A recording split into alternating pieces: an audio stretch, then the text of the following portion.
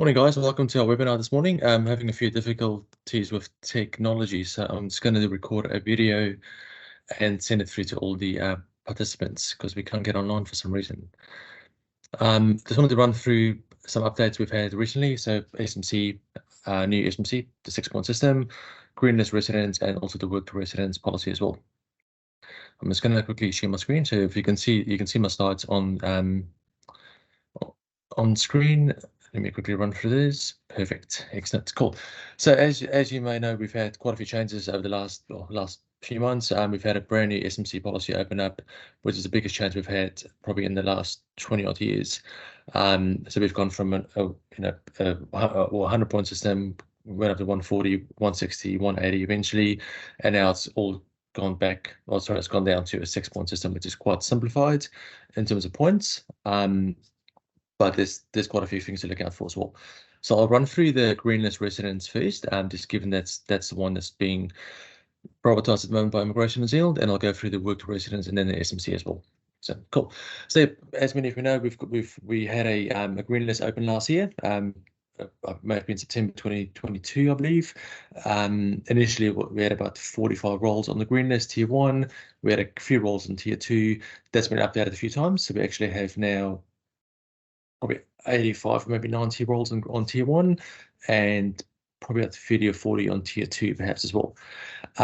Looking at the straight residents, that's green list tier 1. That covers a lot of healthcare occupations, and most of the healthcare occupations are on there. You know, doctors, nurses, psychologists, psychiatrists, social workers, etc. It covers a lot of construction, civil engineers, mechanical engineers, surveyors, and so forth as well. And it also covers a few other occupations as well. If you have a role on tier 1 green list, my advice would be to go for residents straight away. If you meet the requirements on the list, so just what you've got to look at is for each occupation on the list, except for the healthcare ones, because all the healthcare ones require registration, so that's a separate topic. But looking at anything else, mechanical engineer, civil engineer, all of them require you to meet one of the requirements on the list. So most of them will have, a bachelor degree with honours level 8, Washington Accord, Sydney Accord degree, etc. as well. So if you've got a role in tier 1, definitely go for straight to residents. At the moment, the straight to residents gets prioritised over everything else. So it's first priority for Immigration New Zealand. We are finding that most of the tier 1 green list residents are coming back within about 2 to 4 weeks for most clients. There are exceptions, of course, depending where they're from, they may have to do some more checks, but most of the green list residents come through really, really quickly. A couple of things we've got to meet. So yeah, we've got to meet the requirements on the list, whether it's an income requirement, a registration requirement, or a qualification requirement, or same health requirements previous. So got to meet the health requirements, character is the same as well, and also the English requirement is the same as well. You also have to have an offer with a company who is accredited in New Zealand, and also, so either an offer or working for a company who's accredited, and also working at least 30 hours a week. Contracting is allowed, so especially within some IT roles. So if you do have a contracting role, that can be accepted, especially within IT. The IT roles that are on the green list, they have an income threshold. So if you meet the income threshold for that, you don't have to meet any qualification requirements. Some of the IT roles do have a 10-year experience requirement if the wage is a bit lower. But just got to look for that once you have a job offer. Looking at tier 2, so the tier 2 one is probably one that will benefit a lot of clients that have come over recently or are planning to come over as well. The tier 2 includes a lot of trade occupations. So we've got motor mechanics, diesel mechanics, panel beaters, we've got crane operators, we've got a building associate, plumbers, electricians, etc. So a lot of trade occupations are covered in the tier 2. With the tier 2, so you've got to work in the tier 2 occupation for at least 24 months.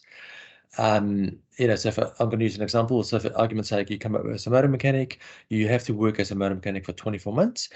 Within that 24-month period, you also have to get your qualification assessed by NZQA to meet the requirements on the list. So you don't actually have to do the NZQA to start a 2-year period, as long as you do the NZQA within the 2-year period. And of course, the NZQA comes back as according to New Zealand, you can still use that to apply for residence. Some of the occupations on the green list have a wage requirement. So for instance, crane operators, they've got a wage requirement that you've got to meet for the whole 2 years. But most of the green list occupations under tier 2 are either some are occupational registration, like a teacher or plumber or electrician. Some are wage requirements, a crane operator, building associate, and then some are qualification requirements, motor mechanic, diesel mechanic, etc. So with tier 2, so you can come over on any type of work visa. So whether you hold a critical purpose work visa, a post-study work visa with work rights, any type of work visa you hold, you've got to hold it for 2 years and work for 2 years before you can apply for the tier 2 residence from work. You also have to earn the median wage as well. So this was introduced a couple of months ago, maybe about 3-4 months ago actually, where everyone who applies for residence under tier 2 have to earn the median wage as well. Just keep that in mind when you do look at coming over to New Zealand under tier 2 and also applying for residence in 2 years' time.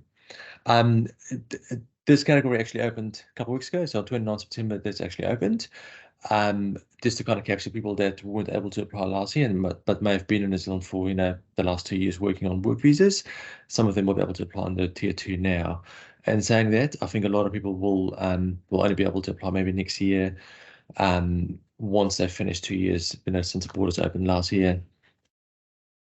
Cool. Yeah, so same as before, same health and character requirements as all other residence categories, same English requirements as well. So you've got to do an English test as well. You also have to work for companies accredited, and you also have to either work for companies accredited or when you apply, have an offer if you've moved jobs. The only other thing to consider on here as well is, so if you come over on a tier 2 occupation, let's use motor mechanic as an example. If the role is removed from the green list tier 2, you can still apply for residence after 2 years. So even if the role is removed from the green list, it still counts because it was on the green list when you started working. You can also have small gaps in your employment if need be, as long as you have 24 months within a 30-month period. So if anything happens with your employment, say you work for 18 months and you move to a new company, there's a gap of 1 or 2 months, you can still apply. As long as you do 24 months within 30 months, you can still apply for the residence from work. So that's pretty much the green list in short. We've got our tier 1, which is privatized, a lot of healthcare, construction, occupations in there, a few IT ones as well. We've got auditors on the list, of course, as well. Most of them are either occupational registration, income requirements, or a qualification requirement. If you've got a job offer on green list tier 1, I would suggest go for a residence right away. You can, of course, come over on a work visa, an accredited employee work visa if need be. But it's much easier coming with residence in hand. You can join KiwiSaver right away. If you've got adult kids, they can study at domestic student fees at university, buy a house, you can vote, etc. as well. Tier 2, of course, you come over on most of the time an accredited employee work visa. You work in the role for 2 years. If you've got a qualification requirement, you did an NZQA assessment within the 2-year period, and then once you finish 2 years, you can apply for residence. Going to touch on this quickly. We've got a care workforce work to residence as well, so that this is only for the care workforce sector. It only covers level 4 workers, so people that are being paid at level 4, which is 28.25 an hour. If you get paid at that rate at level 4, you can work for 2 years in New Zealand, and after 2 years, you can apply for residence. It's the same as similar to the tier 2 green list, except it's based on the care workforce. Same requirement as well. You still have to do the English test as well. Some character and health requirements as well. But at least the wage requirement is a bit less than the green list tier 2. Perfect. Just going to go over this real quick. So same requirements as previous residents, 55 or under. That's inclusive. So you can be 55 and still apply. As soon as it's in 56, you don't qualify anymore. So just keep that in mind. Same English requirements for main applicant, partner, and any kids over 16. Same health requirements, so exactly the same health test needed as before. You must be working for a company as accredited, or if an offer with a company is accredited. If, of course, the company you work for, or if they lose accreditation or they don't renew it, that's okay. It still counts. So as long as you whether you do, well, if you do green list tier 1, they've got to be accredited, but with the green list tier 2, if the company were accredited when you got your initial work visa, as long as you continue working for 2 years in that occupation for the same employer, if they decide not to renew accreditation, that's still okay. These are all fine. These are pretty much self-explanatory. So yeah, Immigration New Zealand will do they may undertake a substantial match assessment. So what they might look at is your role profile and ANSCO perhaps as well. They don't really check ANSCO as much under the green list residents and even the tier 2 as what they do in SMC, but they may still check it. And especially if the role is not an exact match, they may check and do an assessment. Perfect. So yeah, just touching on NZQA. So we've had some updates with NZQA and also the list of qualifications exempt from assessment. So Appendix 3, which we've used for quite a few years now, that's been replaced by Appendix 17, and Immigration have only updated about 6 countries for now. So Philippines, Hong Kong, South Africa, I think Malaysia's on there as well. And yeah, so there's a few countries that are updated, and the US as well. So NZQA have done a big research project, and they've got a team that do research every day, and they've done a whole brand new list for Immigration New Zealand. They are updating the list as we speak. So we're getting updates, quite frequently on the list. What this means is that if you look at the new list, especially looking at South Africa as an example, a lot of the qualifications pre 2009 are not recognised, which means if you've got a degree from, say, University of South Africa, and for instance, from 2007, you most likely have to get an NZQA assessment. And saying that, NZQA have also what they do now is they can do an IQ. So you do international qualification assessment, and you can also do a skill shortage add-on for the green list. So NZQA have quite a handy link on the website where you can check what they can assess and what they can't assess. So anyone who's on green list tier 1 or tier 2, if you have to get an NZQA assessment done, I'd suggest get it done as soon as you can. NZQA are taking roughly 3 to 4 months for some assessments. Some are a bit quicker, depending on what they are, but most of them are looking at about 3 months for assessments. I'm looking at occupational registration for tier 2, plumbers, electricians, etc. They don't actually have to go through an assessment for NZQA. They go through the industry body, EWRB, Plumbing Board, and they will do an actual assessment for you. And then, of course, grant you a provisional or a limited license. Excellent, cool. So coming on to the new skill market residents, this is the main one that this is a brand new policy we've had open. It's a move away from the previous SMC that we've known for 20 odd years. It's a really simplified system in terms of how we get points, but it's going to be quite a tough task to meet the points. In the forecast, Immigration New Zealand, they only expect about 800 people apply for this in the next 12 months, which is really, really low compared to previous SMC numbers. So you claim points for, so we've got the 3 silos, so you get points for New Zealand registration, or qualifications, or income. So one of those 3, and then you get bonus. You can claim extra points for work experience in New Zealand.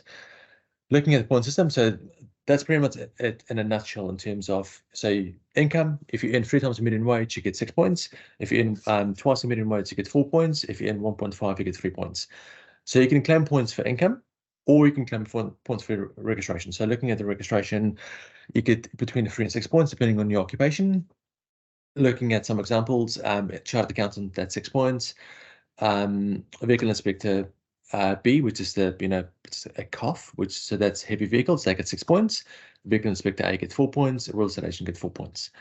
Or you can get points for qualification. So level 10 doctorates get 6 points. Master's degree 5. Honours and postgrad level 8 will get 4, and then of course degree and postgrad certificates will get 3 points. So as you can see, under the new SMC, there's no points allocated for any overseas experience. There's no points allocated for being out of Auckland. There's no long-term school shortage bonus points. There is no points for any qualifications below level 7. Just a quick note on the qualification assessment. So like I said before, so NZQA are doing assessments, and they're doing it differently than they used to do. So with the points for the new SMC, the qualification assessment has to specify that it is a level 7 bachelor degree. So previously, if you were doing an NZQA assessment for a degree, it may come back and say degree. That's all it says. You won't get points for that. So it has to actually specify that it's a level 7 bachelor degree on the NZQA assessment. I do believe NZQA are moving to that anyways, as this is a rule of thumb. But just when you do an NZQA assessment, make sure that they specify what your level is at for your qualification. Otherwise, you won't get those points. So pretty much in short, yeah, so you can claim for one of these three. So either income, occupational registration, or the qualification. You can only use one of them. And then, of course, you can also claim experience for New Zealand. So argument's sake, say you earn twice the median wage, you've got to work in New Zealand for 2 years before you can qualify for 6 points. So looking at the work experience, so you get points for work experience in New Zealand for up to 3 years. So you get 1 point for 1 year, 2 points for 2 years, and 3 points for 3 years. The work experience doesn't have to be consecutively, so you can use different periods. So for argument's sake, if you want to claim 1 year experience, you can use 12 months experience within 24 months. If you want to use 2 years experience, you can use 2 years experience within, I believe it's 38 to 46 months. And you can use 3 years experience within 60 months. So you can chop and change your work experience depending on your wages you earn. So for argument's sake, if you earn a median wage, for 6 months and something happens and you drop below that and you get a new job and you earn a median wage again, you can use those 2 6-month periods to make it points. So pretty much, yeah. So in short, it is you claim points for income, qualifications, or your occupational registration in New Zealand. And then, of course, if you need those extra points to make it the 6 points, you can use that work experience in New Zealand. It's going to be exact same requirements. So English requirements are exactly the same. The character requirements are the same, and the health requirements are exactly the same as all other residence categories. You also have to earn the median wage as well. So if you're looking at the skilled migrant residents, you have to earn the median wage as well. Perfect. So that's pretty much it in short. What we'll do is we'll send a copy of this recording out to all our attendees. Apologies again, we couldn't get online this morning with our Zoom webinar for some reason. It didn't want to let me host, and so I thought I'll do a quick video for you guys. We'll send this out to all of you. If you have any questions, please reach out to me directly. My email address is arno.nothnagel@absoluteimmigration.com. Otherwise, just reply to the email that comes from our marketing team. I will try and maybe run this again next week, do a live webinar, so we can have some live questions come through. But for now, thanks, guys. I'll be in touch shortly. Cheers.